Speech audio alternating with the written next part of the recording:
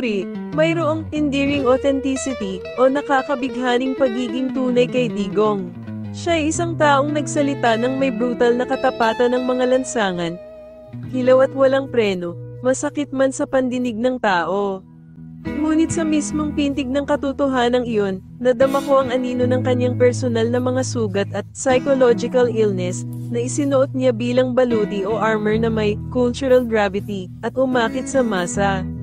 Hindi siya nagkukunwaring masama, siya ay authentic ally, heavily perverted. Simpleng tapat na demonyo ng kanyang sugat. Isang espiritong may peklat, ngunit may kakatuwang sinseridad sa sariling bahid.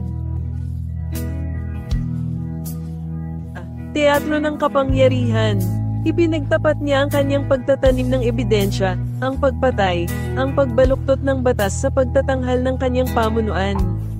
Tinuya niya ang hustisya, pinarusahan ang pagtutol, pinalaya ang mga corrupt, at ginawang righteous ang personal na loyalty. Ang kanyang pamumuno ay naging isang entablado ng mga kontradiksyon, kung saan ang makasalanan ay ginawang santo, at ang katahimikan ay pagsamba. Hindi siya namuno sa pamamagitan ng katuwiran, kundi sa pamamagitan ng tula ng galit. Halimbawa nito ang kanyang digmaan laban sa droga, bagamat sinabing pakay ang pagsugpo sa krimen, ito ay nilampasan ng nararapat na proseso, na humahantong sa mga extrajudicial killings na tila gamot sa batik ng sosyedad, na ang totoo ay kanyang personal na perversion ng pananaw.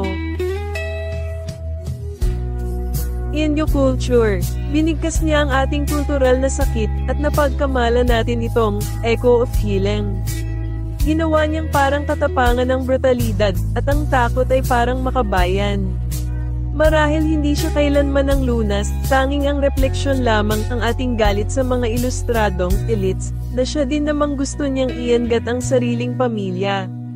At bagamat maaaring hatulan siya ng kasaysayan ng may kalupitan, ang kanyang paninindigan, bagamat maling interpretasyon, ay nagbigay ng pagpapatunay sa matagal nang hindi pinansin na kaluluwang Indio, ang hilaw, sugatan, mapanghimagsik na espiritu na patuloy na nagugutom na makita, isang espiritong naghahanap ng pagkilala at pagtatama para sa mga makasaysayang hinaing. Bagamat ang kanyang mga pamamaraan ay madalas na kontrobersyal, ang pagkapangulo ni Duterte ay nagpilit ng pagtutuos sa malalim na mga isyu ng hindi pagkakapantay-pantay at pagkakakilanlan sa Pilipinas.